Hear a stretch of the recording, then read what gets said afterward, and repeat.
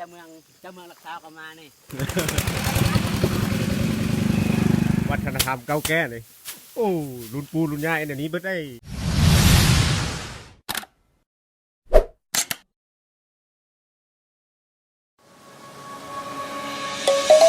Let's sing a song full of hope,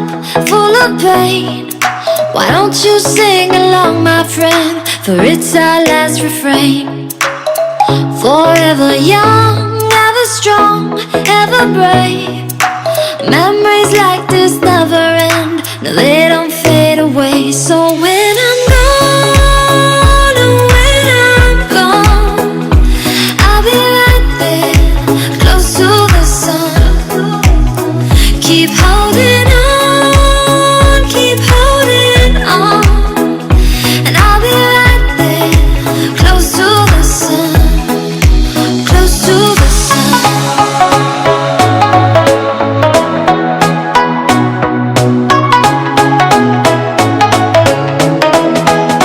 Close to the sun.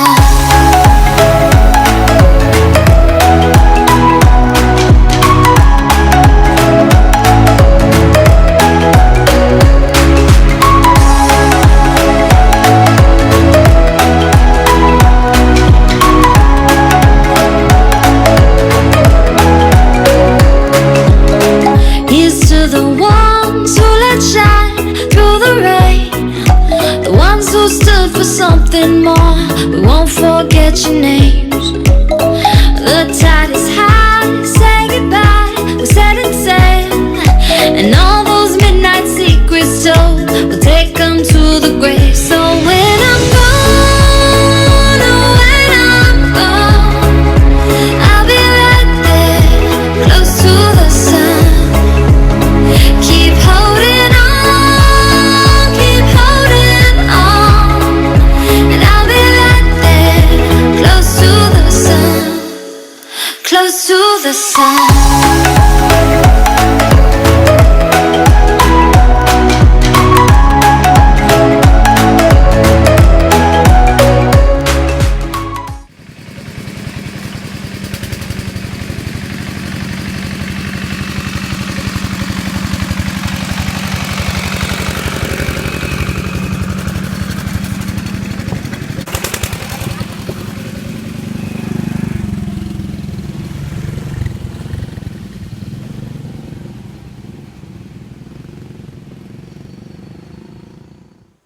สำหรับตอนนี้พวกเขาก็เดินทางมาฮอดทางขึ้นให้เราเป็นจังไดก็ไปขึ้นน้ำกันเลย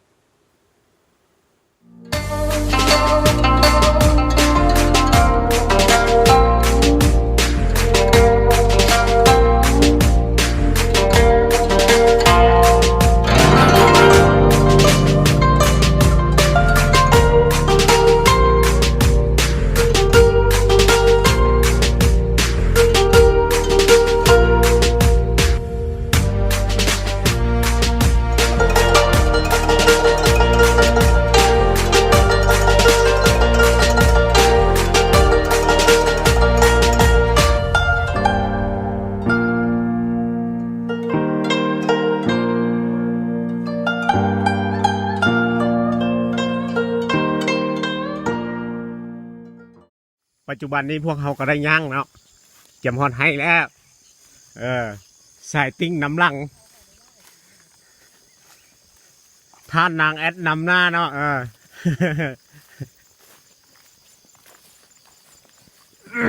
นี่เมียเจ้าเมืองลักษาวก็มานี่ เมียเจ้าเมืองลักษาวนี่ บ่แม่นเจ้าเมืองคำเกิดเลยเนาะ เจ้าเมืองลักษาวคือเข้าเจ้าเมืองก็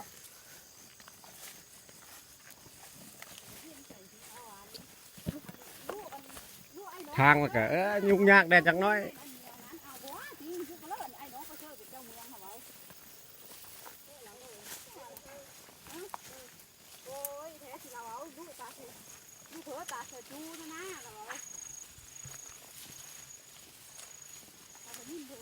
ค่ะ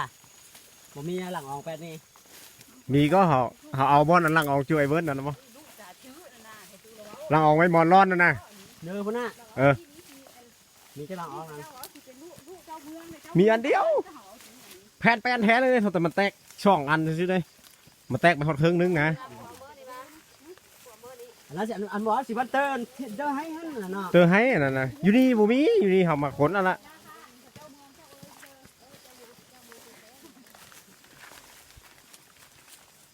มาแล้วบอกเอาไปสั่งมาแต่ต้นเต้น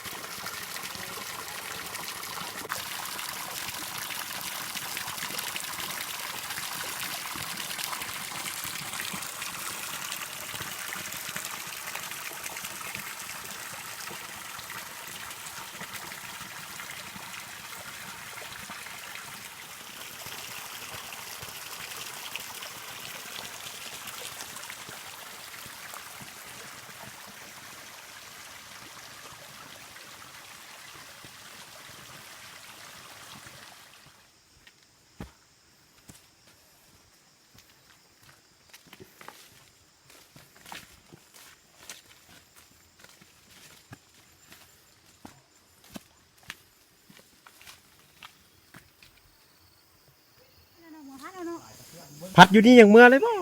พัดอยู่นี่เมืองตะกระดุงเดียวนี่คือเท่าพระตีวานี่กระดุงเดียวสิ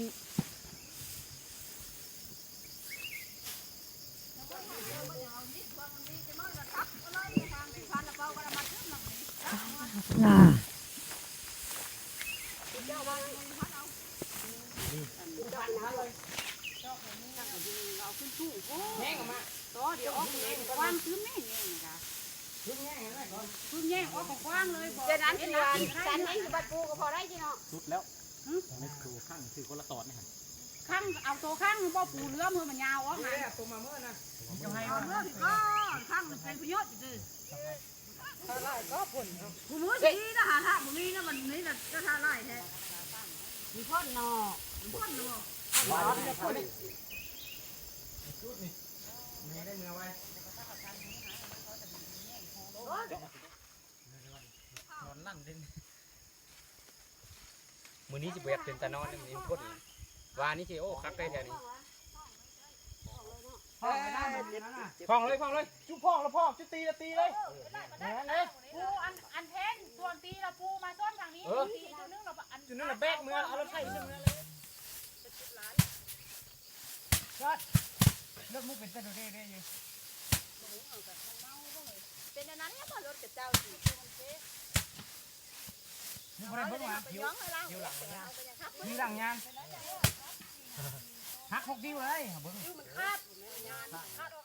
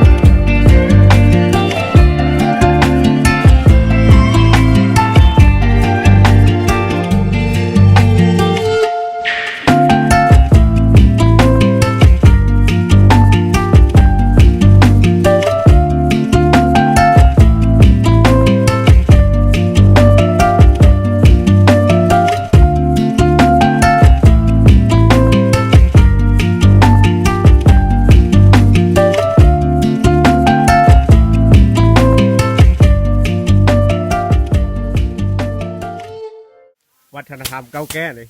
โอ้รุ่นปู่รุ่นย่าอันนี้เบิดได้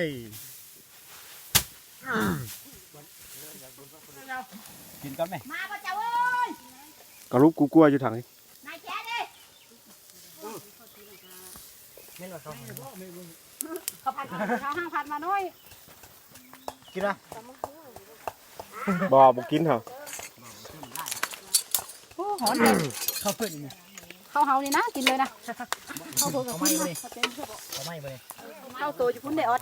ห้อยอยู่กับข้าว เอ้ยตักแกงกันไหม เอาไปเถอะ เอาไปกันเลยพูดมาตายที่มันเป็นปูหรือว่าที่มันนั้นนี่ ก้อยเลยก้อยอันนี้ก้อยเลย เข้าเพื่อกิน ได้ทีทันได้เข้านี่เลยไปแจ๊หายเข้าหรือเปล่า ลวกเท่านั้นถูกบ้าน เชิญนั้นเนาะโอ้ทุกคักเลย ลวกเท่านั้นเนาะ กินก็คือน้ำมัน เชิญเลยตำปลาทูเส้นกันเลย ต้มเกลือมัน ถูกก็มันแก๊บจุดละ มัน จี จะว่าไปตลาดจะเข้าเหรอ โมโหเค็มกันต้มเกลือมันใช่แหละ แบบทำมันซะยุบป้าผมมีตัดกินเลยนะเชฟประเด็กอ่ะ นี่จำจะฟ้าได้เนี่ยสุดเลย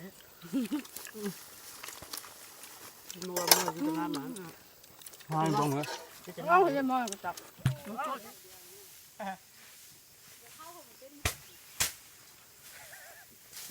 คักนะบ่นั่นเสาแล้ว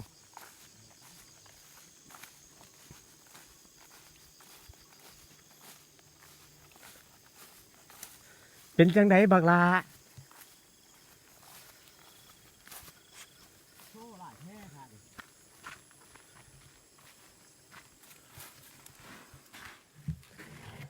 ปัจจุบันนี่ก็มาฮอต2 เปาแล้วเนาะโอ้กว่าสิมาฮอต คือสมัยโบราณแม่มึงอะ หัวไผ่แต่ ยุคเก่าแก่เขาเกิดอันนี้แหละตะกี้ทางกันยะรถกับบ่มีเปะ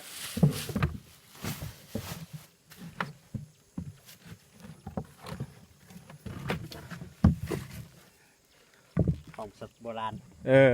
ของโบราณเลย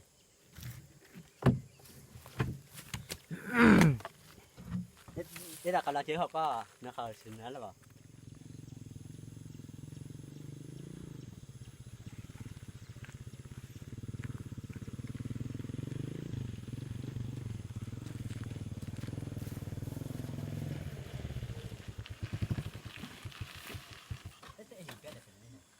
อ้าวจะห้างมักลงเชียงนี่ได้ป่ะเบอร์เขาเบอร์ตีลงเชียงแล้วไม่ได้บอกกำลังกายตีลงเชียงนั้นตีลงเชียงนี้เบอร์ตีแนวทางลงเชียงในช่องของเรา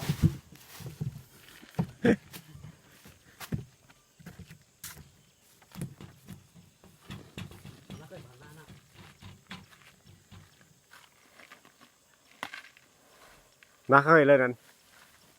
น็อตแล้วนักเคยน็อตว่าที่ปุ๊บเลยตัวเอ๊ะแต่ละเส้นนั่นเลยไป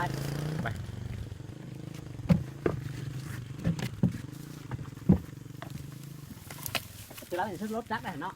เชื่อก็